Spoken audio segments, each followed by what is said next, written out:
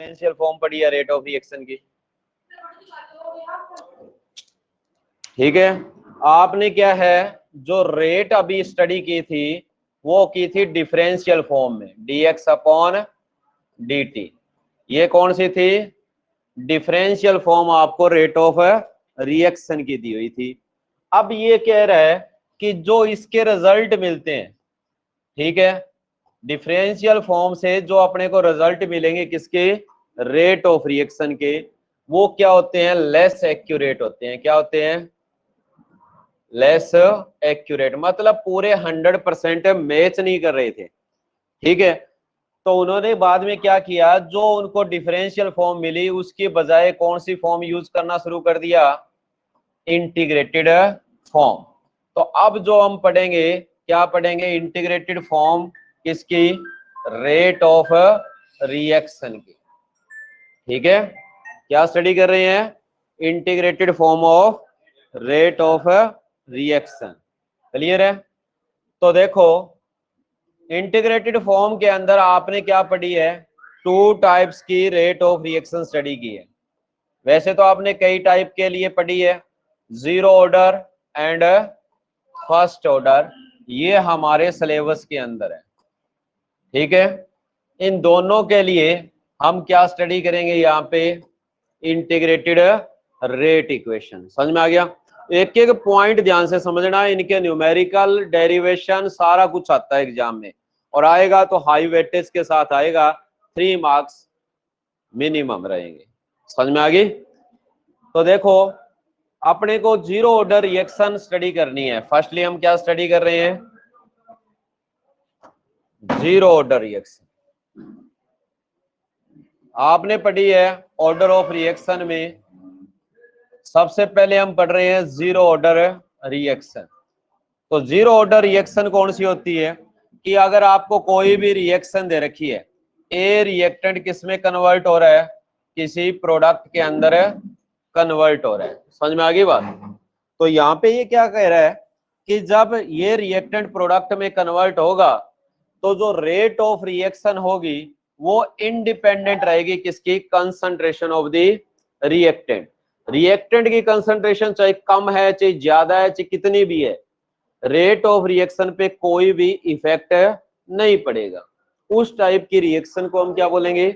Zero order reaction. Definition नहीं लिखूंगा, समझ गए? ठीक है, तो यहाँ पे इसने बताया कि हम जानते हैं कि अगर हम डिफरेंशियल फॉर्म में क्या निकालें? रेट निकालें।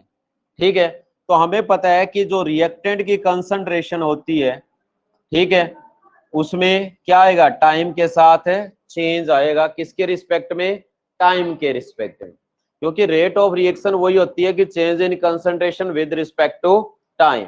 अगर हम मान रहे हैं कि ए रिएक्टेंट की कंसंट्रेशन है और टी टाइम है, तो हमारे पास जो रेट आएगी वो क्या आएगी? Minus D A by D T. Minus इसलिए आ रहा है क्योंकि रिएक्टेंट की कंसंट्रेशन टाइम के साथ क्या हो रही है? चेंज हो रही है ना। समझ में आ गया? कोई डाउट है किसी को? नहीं है? तो अगर आप यहाँ पे देखो, ये मान के चलो कि t इक्वल टू, अगर आपको 0 टाइम दिया है तो उस टाइम इसकी कंसंट्रेशन क्या थी? ए नोट थी, इनिशियल कंसंट्रेशन। और जब t इक्वल टू आपको t टाइम दिया है, उस टाइम आप कंसंट्रेशन कितनी लेके चल रहे हो? a। क्योंकि आपने जब ऑब्जर्वेशन स्टार्ट की तब तक रिएक्शन स्टार्ट हो चुकी थी, तब हम एट ए टाइम की कंसंट्रेशन लेके चल रहे हैं कि रिएक्टेंट की कंसंट्रेशन टाइम के साथ क्या हो रही है? चेंज हो रही है। तो ये हमारे पास आ गई फर्स्ट इक्वेशन। Any doubt? फिर ये तो हमने अभी बनाई जो है वो किसकी फॉर्म में बनाई है? डिफरेंशियल फॉर्म की। किसकी बनाई है? फिर आपने जो स्टडी किया था वो स्टडी किया था रेट लॉ। रेट लॉ के अकॉर्डिंग अगर आप रेट ऑफ रिएक्शन देखोगे तो उसने कहा है जो आपको कंसंट्रेशन दी है रिएक्टेंट की, ठीक है, उसकी जो पावर होगी वो क्या होगी? जीरो होगी। किसके लिए? जीरो ऑर्डर रिएक्शन के लिए। इतना जानते हो ना कि जब जीरो ऑर्डर रिएक्शन की बात की जाए तो जो रिएक्टेंट टर्म है, यानी जो कंसंट्रेशन टर्म होगी, उसकी पावर क्या रहेगी? जीरो रहेगी। तो उसको ही हम क्या बोलेंगे? जीरो ऑर्डर रिएक्शन बोलेंगे। क्लियर है? तो यहाँ पे अगर आप इसको सॉल्व करोगे तो यहां से क्या मिलेगा, रेट किसके इक्वल मिलेगी, के प्रोपोर्शनलिटी कांस्टेंट ए की पावर 0। जब इसको सॉल्व करोगे तो सिंगल क्या मिलेगा, के मिलेगा। तो ये आपके पास आगे इक्वेशन है सेकेंड। समझ में आ गया कि जब पावर 0 होती है उसका टोटल का मतलब 1 ही होता है। ठीक है, अब इसने कहा कि दोनों की दोनों अपने को क्या दी है, रेट दी हुई है। क्या दी हुई है, दोनों को इक्वल रख सकते हैं। समझ में आया, तो दोनों को आप रख लो एक दूसरे के इक्वल। तो अपने को क्या मिलेगा, यहाँ पे जो रेट अपने को दी है उसकी जगह हम क्या लिख सकते हैं, minus D A by D T. और इधर रेट किसके इक्वल है, के इक्वल है। समझ में आ गया। ठीक है, इसको रीअरेंज करो तो हमें मिलेगा क्या, डी ए किसके इक्वल आ जाएगा, ये डी टी इधर जाके मल्टीप्लाई हो जाएगा। ठीक है, और ये नेगेटिव है, साइन आ जाएगा। समझ में आ गई। अब ये जो इक्वेशन आपके पास थर्ड आई है इसको हमें क्या करना है, इंटीग्रेट करना है। समझ में आ गई। तो इसको हम क्या करेंगे, integrating equation third. Equation third को हम क्या कर रहे हैं, इंटीग्रेट कर रहे हैं। तो जब इंटीग्रेट करोगे तो आप किस तरह लिखते हो, इस फॉर्म में, माइनस के डी टी, और इसको क्या करोगे, इंटीग्रेट करोगे। समझ में आ गया। आपने इंटीग्रेशन पढ़ा है, तो उसके अंदर अगर आपको क्या दिया हो, ये दिया हो d x equal to minus क्या दिया होगा, के, मतलब यहाँ पे कोई भी जो टर्म आपको दी हुई है तो उसका इंटीग्रेशन करोगे तो किसके इक्वल आ जाएगा, एक्स किसके इक्वल आ जाएगा। ठीक है, के तो है कांस्टेंट, बाहर आ जाएगा। और अगर आप इसको देखो तो माइनस के और ये डी टी आ गया तो क्या आ जाएगा, के टी, और प्लस में कोई इंटीग्रेशन कांस्टेंट है, आई आ जाएगा। समझ में आ गया। तो ये इसका फार्मूला होता है। क्लियर है। तो अब इसको भी वैसे करेंगे तो हमारे पास क्या आ जाएगी, ए आ गई, किसके इक्वल आ जाएगी, हमें पता है माइनस के को हम बाहर निकाल लेंगे, और ये अपने को क्या दी है, डी टी दी है। क्या दी है, समझ में आ गया। अब इसको करेंगे, इंटीग्रेट करने के बाद अपने को क्या मिल रहा है उसको देखेंगे। ये मिलेगा अपने को ए किसके इक्वल, माइनस के टी, और प्लस में आई क्या है, इंटीग्रेशन है कांस्टेंट। तो ये इक्वेशन आपके पास आ रही है। समझ में आ गया। तो ये इंटीग्रेशन के कुछ फार्मूले हैं, उनको आपने ध्यान में रखना है। जैसे ही आप इसका इंटीग्रेट करोगे तो ये आपको कंसंट्रेशन दी है, ये कंसंट्रेशन आपको यहाँ पे मिल जाएगी। किसी भी टाइम जो कंसंट्रेशन है, इसने वैसे ही कह दिया कि जीरो ऑर्डर रिएक्शन इंडिपेंडेंट होती है कंसंट्रेशन का। तो ये आपको कंसंट्रेशन में कोई चेंज नहीं दिखाएगा, जैसा था वैसा आ गया। ठीक है, के कांस्टेंट है, टाइम का आपको मिल जाएगा, जो भी टाइम आपको दिया है जैसे ही आप चेंज कर रहे हो जीरो से कुछ टाइम में तो के टी आ जाएगा। और प्लस में जो आई आ रहा है वो कुछ वैल्यू है जो हम कैलकुलेट करेंगे, इंटीग्रेशन है कांस्टेंट। ठीक है, अब इसकी वैल्यू हमें करनी है कैलकुलेट। तो ये इक्वेशन अपने पास आ गई 4।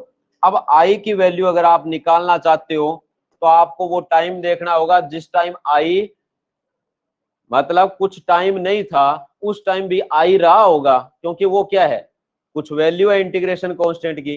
तो उसको निकालने के लिए आप क्या करोगे, जब टी की वैल्यू आप क्या रखोगे, 0 रखोगे, तो उस टाइम ए कितना था, ए नोट था। मैंने कहा था ना स्टार्टिंग में, जब टाइम 0 है मतलब रिएक्शन स्टार्ट नहीं हुई, उस टाइम रिएक्टेंट की कंसंट्रेशन क्या थी, ए नोट थी। समझ में आ गई। तो इसकी वैल्यू आपने इस इक्वेशन के अंदर रखनी है। समझ में आ गया। तो ये वैल्यूज इस इक्वेशन में रखोगे तो आपको क्या मिलेगा, ए की जगह क्या आ जाएगा, ए नोट आ गया। ठीक है, माइनस का माइनस, टी की जगह 0 आ गया, और प्लस में क्या आ जाएगा, आई मिलेगा। समझ में आ गया। तो जब इसको सोल्व करोगे तो ये आ जाएगा ए नोट किसके इक्वल आ गया, आई के इक्वल, क्योंकि ये तो 0 हो जाएगा टोटल। समझ में आ गई बात, कोई डाउट है किसी को। तो अब जो आपके पास ये वैल्यू आई है ये है इक्वेशन 5। ठीक है, इस फिफ्थ इक्वेशन की वैल्यू किस में रखनी है, फोर्थ इक्वेशन में, क्योंकि हमें आई का पता नहीं है। अब हमें आई का पता चल गया जब टी इक्वल टू 0 था। समझ में आ गई? तो उस आई की वैल्यू आप इसके अंदर रखोगे तो आपको क्या मिल रहा है? तो हमें पता है ए किसके इक्वल है? माइनस के टी प्लस ए नोट मिलेगा। समझ में आ गया? कोई डाउट इसमें? कर लोगे यहां तक? तो हमें पता है कि हमने जो स्टार्टिंग की थी वो कहां से की थी? हमने जीरो ऑर्डर रिएक्शन को डिफाइन किया था कि जीरो ऑर्डर रिएक्शन वो होती है जिसमें जो रेट ऑफ रिएक्शन होती है वो रिएक्टेंट की कंसंट्रेशन पे डिपेंड नहीं करती, रिएक्टेंट की कंसंट्रेशन से इंडिपेंडेंट रहेगी। तो इसीलिए हमने एक इक्वेशन बनाई कि ए प्रोडक्ट में चेंज हो रहा है, टी इक्वल टू 0 लिया, उस टाइम ए नोट था, और t equal to t time पे ए आ गया। समझ में आ गया? फिर आगे हमने रेट निकाली डिफरेंशियल फॉर्म में, तो जो क्या होगी? Decrease in concentration of reactant with respect to time, तो minus d upon d t हमने कर दिया, तो वहां से अपने को रेट मिल गई। फिर हमने रेट लॉ लगवाया, तो हमें पता है रेट लॉ के अकॉर्डिंग रेट ऑफ रिएक्शन किस पे डिपेंड करेगी? रिएक्टेंट की कंसंट्रेशन पे, और उसकी पावर जो होगी वो आप यहाँ पे यूज करोगे। अगर जीरो ऑर्डर रिएक्शन है तो पावर क्या हो जाएगी? 0 हो जाएगी। जब इसको सोल्व किया तो रेट हमें के इक्वल मिली। अब दोनों ही रेट की और शो कर रही है, दोनों को इक्वल हमने रख लिया। इक्वल रख के आपने क्या करना है? इसको इंटीग्रेट करना है। क्या करोगे? इंटीग्रेट करोगे। इंटीग्रेशन आपने किया तो आपको क्या मिला? ए इक्वल टू माइनस के टी प्लस आई मिला। आई की वैल्यू कोई पता नहीं थी, इसलिए हमने टी की जगह टी 0 रखा, तो टी 0 रखते ही ए की वैल्यू ए नोट हो गई। ठीक है, तो वहां से हमें पता चला कि आई की वैल्यू क्या है? ए नोट है। अब उसी ए नोट को हमने आई की जगह यहाँ पे रख दिया, तो अपने पास आ गई ये इक्वेशन। ये अपने को बताएगी क्या? कि जब जीरो ऑर्डर रिएक्शन प्रोसीड करती है, ठीक है, तो टाइम के साथ उसकी कंसंट्रेशन के अंदर क्या चेंज आता है या उसकी रेट में क्या चेंज आता है। तो उसके लिए हम सबसे पहले क्या करेंगे? यहाँ पे एक ग्राफ प्लॉट करेंगे, क्योंकि समझाने को तो मैं अभी आगे समझा सकता था, पर जहां जहां अपने को ग्राफ की जरूरत है वो सारे करेंगे। पहला जो अपना ग्राफ था वो मैं भूल गया स्टार्टिंग में, वो अभी आपको बताता हूँ। ठीक है, कि जब आपने क्या पढ़ा? जीरो ऑर्डर रिएक्शन पढ़ी। क्या पढ़ी? Zero order reaction. तो जीरो ऑर्डर रिएक्शन के लिए हम ग्राफ प्लॉट करेंगे। तो सीधी सी बात है कि जीरो ऑर्डर रिएक्शन वो होती है कि जिसमें जो रेट होती है वो इंडिपेंडेंट होगी किसकी? रिएक्टेंट की कंसंट्रेशन के। समझ में आया? तो इधर आपने क्या ले लिया? कंसंट्रेशन ले ली, और एक साइड आपने क्या ले ली? रेट ले ली। अब जिस स्पीड से रिएक्शन स्टार्ट हुई थी उसी स्पीड से रिएक्शन चलती रहेगी, चाहे रिएक्टेंट की कंसंट्रेशन चाहे कितनी भी हो। तो ये आपको जीरो ऑर्डर के लिए ग्राफ मिलेगा, क्योंकि रेट क्या है? कांस्टेंट है, कंसंट्रेशन चाहे 0 है और चाहे फुल है। समझ में आ गया? तो रेट हमेशा एक ही स्पीड से चलेगी। तो मतलब ये ग्राफ किसको रिप्रेजेंट कर रहा है? इसको रिप्रेजेंट कर रहा है कि जो रिएक्टेंट की जो कंसंट्रेशन है वो क्या होती है? इंडिपेंडेंट होगी कि किसकी? यानी जो रेट होगी वो किससे इंडिपेंडेंट होगी? कंसंट्रेशन ऑफ रिएक्टेंट से। क्लियर है? अब सेकंड जो अपने को ग्राफ मिलेगा वो मिलेगा कहां से? इस इक्वेशन से, क्योंकि रिजल्ट अपना यही है, इसी को ही रीअरेंज करना आगे, और कुछ नहीं करना। समझ में आ गई? तो इसके लिए अगर आप ग्राफ प्लॉट करोगे तो ग्राफ में आपने सीखा होगा कि y equal to m x plus c होता है, ये आपने स्टडी किया है। ठीक है, तो जब इसके लिए आप ग्राफ प्लॉट कर रहे हो तो हमें पता है कि y एक्सिस पे आप क्या लेके चलोगे? कंसंट्रेशन लेके चलोगे। समझ में आ गया? कलर चेंज कर देंगे। ठीक है, कलर ब्लाइंडनेस। तो यहां पे अगर आप ग्राफ प्लॉट करोगे तो आपको पता है कि एक जो आपको दिया है वो दिया है वाई एक्सिस। क्या कौन सा दिया है? ये अपर साइड हम वाई एक्सिस लेते हैं और ये वाला एक्स एक्सिस लेते हैं। समझ में आ गया? तो वाई एक्सिस पे अपने को क्या दिया? ए, ये हमने यहाँ पे ए लिखा। समझ में आ गया? एक्स एक्सिस पे आपको क्या दिया है? ये देखो इसके सामने है, टी टाइम ले लिया। समझ में आ गई? ये क्या होती है? इंटरसेप्ट होती है, पता है ना। और एम किसको शो करेगा? स्लोप को। स्लोप क्या है? माइनस में है, माइनस में है तो डिक्रीज शो करेगा, ठीक है। तो इसका मतलब ऊपर से नीचे की तरफ आपने क्या करना है, ग्राफ प्लॉट करना है, ठीक है। तो आपको क्या मिलेगी, इस तरह इसका ग्राफ देखने को मिलेगा। समझ में आ गया। तो यहाँ पे आपको क्या क्या गिवन है, तो ये जो ए नोट है ये किसको शो कर रहा है, इंटरसेप्ट बना रहा है यहाँ पे। मतलब जब रिएक्शन शुरू हुई तो वो एक स्टैंडर्ड कंडीशन के ऊपर होगी रेट, जब रिएक्शन है स्टार्ट करेगी। ऐसे नहीं कि कुछ आई नहीं और रेट स्टार्ट होगी। मतलब एक कंसंट्रेशन की कुछ आप वैल्यू लेते हो तो उसी के अकॉर्डिंग क्या है रिएक्शन है प्रोसीड करेगी। समझ में आ गया। और यहाँ पे आपको क्या मिल रही है, स्लोप, जो किसके इक्वल होगी, माइनस के इक्वल होगी। क्लियर हो गया। तो ये ग्राफ पूछे जाते हैं इसलिए मैं साथ के साथ करवा रहा हूं। इस तरह कर लोगे ग्राफ, कोई डाउट। अब ये क्या बता रहा है अपने को कि अब आपने करना है इसको रीअरेंज। क्या करना है, तो आपने निकालना है क्या, रेट कांस्टेंट की वैल्यू निकालनी है। क्या निकालनी है, समझ में आ गई। आपने एक मिनट रुको, हमने सारी वैल्यूज पुट की थी ना यहाँ पे, हाँ ठीक है, समझ में आ गया। अब देखो इस केटी को लेफ्ट साइड ले आओ और ए को राइट साइड ले जाओ। समझ में आ गया।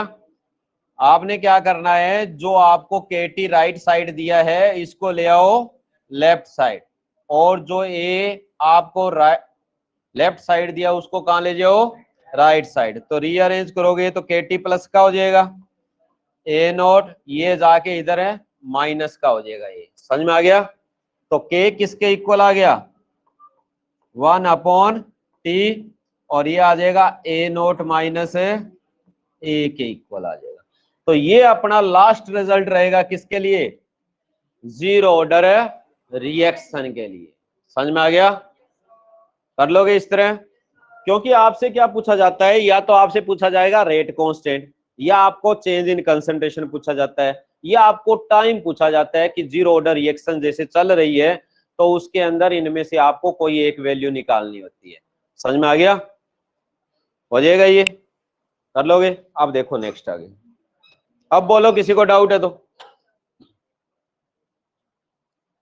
इसके आगे देखो, जब आपने फाइनल रिजल्ट निकाला तो उसमें आपको ये मिला, क्या मिला, ए नोट माइनस ए मिला है। समझ में आ गया। अब कई बार न्यूमेरिकल आते हैं, न्यूमेरिकल किस तरह आएंगे, तो जो आपको यहां इसने एक पॉइंट दिया है कौन सा, ए नोट माइनस ए, ये जो दिया है ना ये किसको रिप्रेजेंट कर रहा है, चेंज इन कंसंट्रेशन। किसको शो कर रहा है, चेंज इन कंसंट्रेशन। देखो आपकी बुक्स में ये नहीं दिया हुआ, कुछ थोड़ी सी बातें एडवांस है उनको समझ के चलना है आपने। तो ये आपको क्या दिया है, चेंज इन कंसंट्रेशन दिया है। क्या दिया है, चेंज इन कंसंट्रेशन। क्योंकि रेट ऑफ रिएक्शन तो कंसंट्रेशन पे डिपेंड ही नहीं करती। समझ में आ गया। क्योंकि रेट तो जैसे स्टार्टिंग में चलेगी वैसे ही लास्ट में चलेगी। क्लियर है। तो ये फार्मूला आपने हर जगह यूज करना है, कर लोगे। जैसे अब आपको कहे कोई क्वेश्चन दे दे क्या कि calculate the value of rate constant for a zero order reaction. किसके लिए, zero order reaction if its concentration of A is change from 1 mole to 0.02 mole in 50 seconds। समझ में आ गया। तो निकाल दोगे ना आराम से, हो जाएगा। तो इसमें आपको क्या गिवन है उसको आपने देखना है। पहले आपको जीरो ऑर्डर बोल दिया तो आप सीधा फार्मूला लिखोगे कि जीरो ऑर्डर के लिए ये फार्मूला होता है, इतना आपने ध्यान में रखना है। सबसे पहले आप मेन फार्मूला लिखोगे, समझ में आया। उसके बाद जो आपको गिवन डाटा है उसका यूज करोगे। इनिशियल कंसंट्रेशन आपको 1 मोल दी है, एट ए टाइम जो आपको 0.02 मोल दिया। ए क्या, एट ए टाइम है। जैसे उसने कहा 50 सेकंड के बाद इतना हो गया तो वो ए की वैल्यू आपके पास आ गई। समझ में आ गया? तो अब आप इनकी वैल्यू रखो तो आपके पास रेट कांस्टेंट कैलकुलेट हो जाएगा। ये 50 सेकंड है, ये आपको 1 दिया है, ठीक है, और माइनस में 0.02 दी है। समझ में आ गया? तो कितना आ जाएगा, 0.98 डिवाइड बाई 50। समझ में आ गया? तो इसको कर लोगे सोल्व, एनी डाउट? सोल्व करना है तो आप क्या करोगे, 98 और ये आ गया 50 इंटू 10 की पावर 2। समझ में आ गया? और सोल्व करना चाहो तो 98 को डिवाइड किया 5 और इंटू 10 की पावर 3। सिंपल मेथड से बता रहा हूं। जैसे अब 5 से इसको डिवाइड करोगे, हमें पता है 1, और फिर कितना आ जाएगा, कितना आ जाएगा, और इतना आ गया, और 10 की पावर। समझ में आ गया? तो ये आपके पास जो इसकी यूनिट आप जानते हो, 0 ऑर्डर मोल पर लीटर पर सेकेंड। क्लियर है? इस तरह आपने क्वेश्चन अटेम्प्ट करना है, हो जाएगा। रट नहीं सकते ना, इसको करना है आपने। आपने बस आइडेंटिफाई करना है। इसने कहा इसकी कंसंट्रेशन चेंज हो रही है, किससे, 1 मोल से 0.02 मोल। स्टार्टिंग आपको ए नोट दिया है, एट ए टाइम ए दिया है, और जो आपको टाइम भी दिया हुआ है, तो आराम से हो जाएगा, कर लोगे। अब हम स्टडी कर रहे हैं क्या, हाफ लाइफ पीरियड। क्या स्टडी कर रहे हैं, ठीक है, हाफ लाइफ पीरियड। किसके लिए, 0 ऑर्डर रिएक्शन के लिए।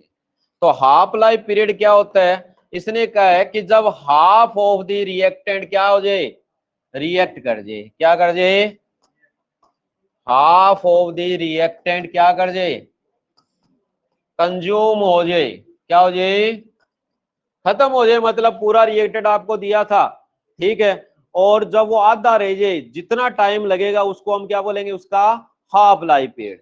समझ में आ गया? तो हाफ लाइफ पीरियड क्या होता है, इट इज द, क्या होगा, टाइम रिक्वायर्ड, किसके लिए, for half of the reactant to consume. समझ में आ गया? तो उसको हम क्या बोलेंगे, हाफ लाइफ पीरियड बोलेंगे। कोई डाउट है इसमें? आधा टाइम ही निकालना है ना, कि कितनी जो कंसंट्रेशन है वो अपनी हाफ हुई कितने टाइम के अंदर, तो वो हो जाएगा हाफ लाइफ पीरियड। तो यानी आपने जो स्टडी किया था, वो स्टडी किया था, ये क्या किया था, रेट कांस्टेंट ए नोट माइनस ए, यही पढ़ा था। ध्यान दे लो, न्यूमेरिकल मिलेंगे 20 और आपने करने हैं, मैं चेक करूंगा। तो वो कल और परसों वाले मैंने कहा था ना, मंडे को चेक करूंगा, वो देखूंगा मैं आपकी। चुप रहे। ये देखो, इसने कहा है कि अब आपने क्या करना है, जो आपको टाइम दिया है, टी की जगह आपने क्या लिखना है, टी हाफ लिखना है, और ए की जगह क्या लिखना है, ए नोट बाई 2, क्योंकि ए नोट क्या है, इनिशियल कंसंट्रेशन है, ठीक है, उसका आपने हाफ कर दिया, तो हाफ लाइफ पीरियड आपके पास है, आ जाएगा। समझ में आ गया? ठीक है, तो ये दोनों वैल्यूज आपने इसमें रखनी है, ठीक है। तो के का तो के रह जाएगा, टी की जगह आप क्या लिखोगे, टी हाफ, ठीक है, ए नोट का ए नोट, ए की जगह आपने क्या लिखना है, ए नोट बाई 2। समझ में आया?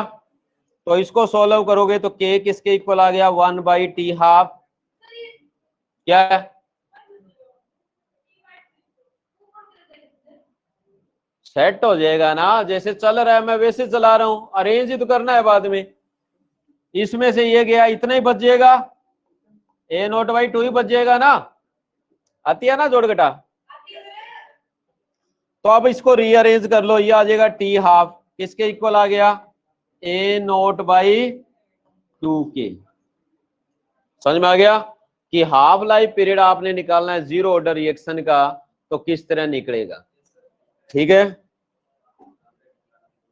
इसी फार्मूले में हमने इस ए की जगह ए नोट बाई 2 लिखा है, टी की जगह टी हाफ ही लिखा है, कोई बड़ा बदलाव नहीं किया, ठीक है। ये इसीलिए किया है कि जब ए नोट अपना हाफ रह जाएगा तब टी की जगह टी हाफ आ जाएगा। ठीक है, बस इन वैल्यूज को रख के फॉर्मूला ही तो तैयार करना है। तो ये निकल के आ गया क्या, हाफ लाइफ पीरियड, या T50 लिखा होता है कई बार न्यूमेरिकल में, समझ में आ गया, 50% time.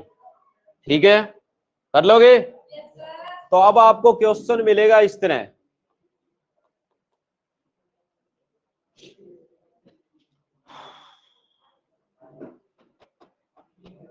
Calculate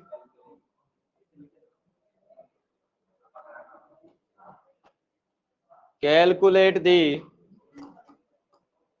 half life for a zero order reaction if initial concentration of reactant is 1 mole and rate constant is 100 मोल पर लीटर पर सेकेंड। समझ में आ गया? ठीक है, तो इस तरह न्यूमेरिकल है, आपने हाफ लाइफ पीरियड कैलकुलेट करना है। तो कैसे करोगे, इस पे ध्यान दो। तो हमें पता है इनिशियल कंसंट्रेशन कितनी है, 100, और रेट को, ये इनिशियल नहीं है, ये क्या है, रेट कांस्टेंट है। इनिशियल कंसंट्रेशन कितनी है, 1 मोल दी हुई है। समझ में आ गया? हम जानते हैं कि हाफ लाइफ पीरियड कितना होता है, A0/2K, यही होता है। तो A0 अपने पास 1 है, 2K की वैल्यू क्या है, 100 है। समझ में आ गया? तो अपने पास क्या आ जाएगा, 0.5, 100 ऊपर जाके माइनस की 2 हो जाएगा। समझ में आ गया? तो इतना क्या आ जाएगा आपके पास, ये सेकंड्स आ जाएंगे, क्या आ जाएंगे? ठीक है, फार्मूला बेस्ड न्यूमेरिकल ही है, कोई टिपिकल नहीं है। ठीक है, हो जाएगा, कोई डाउट? अब देखो, ये सिंपल बातें तो सभी को आती है। ठीक है, हैं? समझ में आ गई? अब आपसे पूछ ले T20 20% खत्म होने में कितना टाइम लगेगा, 70% खत्म होने में कितने लगेगा, 90% कोई चीज खत्म होती है तो कितना लगेगा, या आपको क्या दिया है, हाफ लाइफ और T75 के बीच में रिलेशनशिप निकालनी आ जाए, तो आप कैसे निकालोगे? समझ में आ गई? तो उस तरह के क्वेश्चन हम कर रहे हैं साथ के साथ। तो अगर आपसे कहे कि आपने T75 निकालना है, क्या निकालना है, तो इसका मतलब क्या है भाई, या T75 की जगह क्या कहते हैं, T3/, ध्यान से समझना। अगर आपका ध्यान इधर उधर हुआ तो ये आपकी पकड़ में नहीं आएगा, और एक बार पकड़ में आ गया फिर जाएगा नहीं। समझ में आ गया? तो इसने कहा है कि 75 निकालना है, इसका मतलब क्या हुआ, मतलब 75% रिएक्शन कंप्लीट हो चुकी है। समझ में आ गई ये बात, कि जब आपको उसने कहा कि T75 या T3/4 निकालना है, तो इसका मतलब इनिशियल कंसंट्रेशन तो जो थी आपके पास है, जब आपको T0 पे दी हुई है, स्टार्टिंग वाली तो उतनी रहेगी।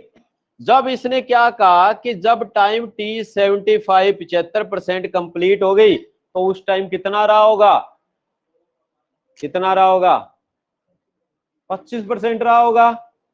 3/4 खत्म हो गई तो कितना रहा है, 1/4। तो मतलब उस टाइम जो आपको कंसंट्रेशन मिलेगी वो क्या मिलेगी, इनिशियल कंसंट्रेशन का चौथा हिस्सा रहेगा, क्योंकि 3 हिस्से क्या हो चुके हैं, खत्म हो चुके हैं। समझ में आ गया?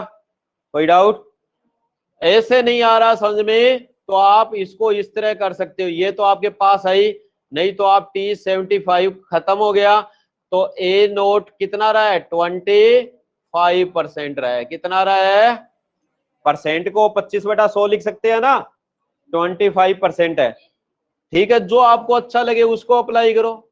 ठीक है, तो आएगा तो उतना ही ना, A0/4, मतलब जो कंसंट्रेशन रही है कब, जब T75 होगा तो उस टाइम कंसंट्रेशन कितनी होगी, A0/4। क्लियर है? तो ये आपको जो कंसंट्रेशन दिया वो 8 Na टाइम दी हुई है, किसी टाइम की दी।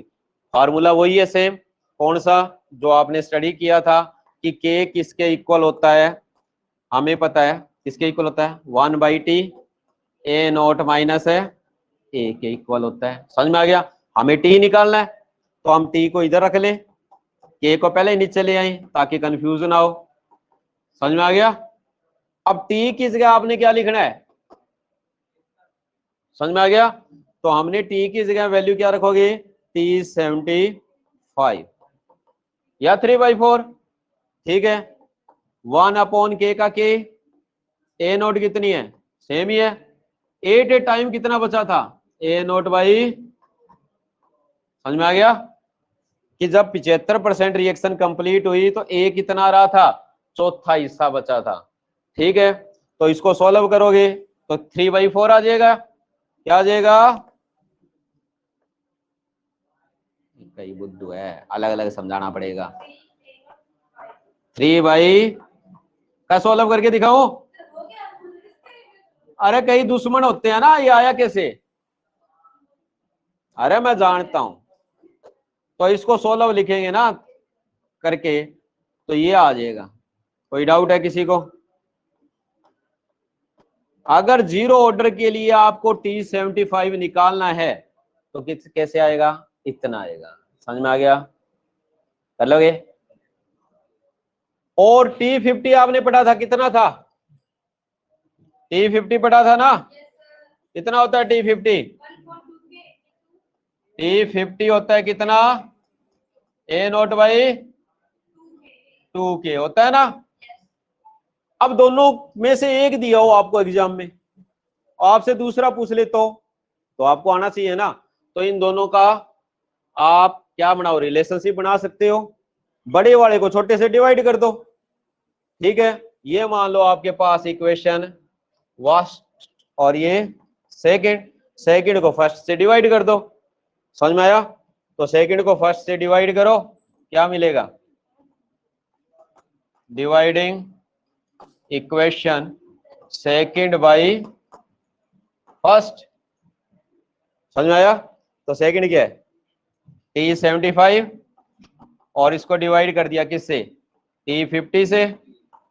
आया समझ में? तो T75 की वैल्यू क्या है, 3/4 A0/K और इसकी क्या है, A0/2K। समझ में आ गया? उल्ट जाएगी ना, तो इसको सॉल्व करो, क्या आ जाएगा, 1 2 पे गया, A0 से A0 गया, तो T75 किसके इक्वल आ गया, अपॉन T50, 3/2 मतलब 1.5 के इक्वल आ गया। तो मतलब अगर आपको T75 निकालना है तो वो किसके इक्वल होगा, 1.5 T50 के। समझ में आ गया? तो ये आ गई दोनों के बीच में रिलेशनशिप। अगर एग्जाम में कोई क्वेश्चन आए कि आपको हाफ लाइफ पीरियड दिया हुआ है और T75 निकालना है तो ये अप्लाई। क्लियर है? कर लोगे? जाने है ना सारे कि आपको क्वेश्चन दिया है कि if half life for is zero order reaction is कितना है, 100 सेकेंड्स, देन T75 कितना होगा। इस तरह आते हैं, समझ में आया? तो आपको पता है T75 कितना होगा, निकाल दोगे, T75 equal to 1.5 into T50। ठीक है, कर दो, कितना आया, 1.5 इंटू क्या आ जाएगा, 100, कितना आ गया, हाँ तो 150 सेकेंड्स हो जाए। क्लियर है? तो ये हो गया आपका जीरो ऑर्डर से कंप्लीट टॉपिक। ठीक है, बाकी आपसे आपने ट्राई करने हैं कि T25 कितना होता है, T80 कितना होता है, T90 कितना होता है, T99 कितना होता है। नहीं हो सकता है मिले ना मिले, ये आपकी रफ कॉपी में किए होने चाहिए। और इनके बीच में आपने रिलेशनशिप बतानी है कि T20 वर्सेस T60, ठीक है, T35 वर्सेस T70, ठीक है, T10 वर्सेस T50। करोगे तो बोलोगे नहीं किसी तरह का न्यूमेरिकल आ जाए। समझ में आ गया? तो अब हम ओवरव्यू देखते हैं। वैसे आपका टाइम लगभग हो चुका है। हाँ, ये आपको शेयर हो जाएगा ना? बस है, मैंने छोड़ ही दिया। मैं पढ़ा कर रहा हूं, मैं तो आपको ये शो कर रहा हूं कि जो आप जहां से करोगे ये सारा वर्क किया हुआ है, कुछ नहीं छूटा हुआ। ये रही जीरो ऑर्डर रिएक्शन, ठीक है। ये पेज आपको नोट्स के अंदर से इतना करना है, ये सारा टॉपिक खोया हुआ है, सारे रिटर्न फॉर्म में है आपके पास, ठीक है। एक मिनट रुक जाओ, मैं जो मेन टॉपिक है मैं बता रहा हूं कि कहां तक आपका हो चुका है, ठीक है।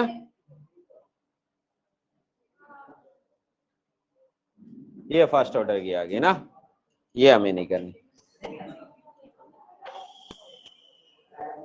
बस एक ध्यान रखना, प्रेशर में पी नोट लिख देना है। प्रेशर आ जाए तो पी नोट और पी लिखना है, कंसंट्रेशन में ए नोट और है ए। तो ये यहां तक आप करोगे। थैंक यू सर को। टेस्ट होगा आपका 10:30 बजे, मैंने ग्रुप में कल ही मैसेज कर दिया था। मुक्का पड़ेगा, शिव जी को बरत है, सागे भूल तो ही दिखो। पाप क्या ना लगाओ, जो कर्म ना करे वो पप्पी। सारा घर ही जगह भाई ना, तना मैं के पहले ही के हो।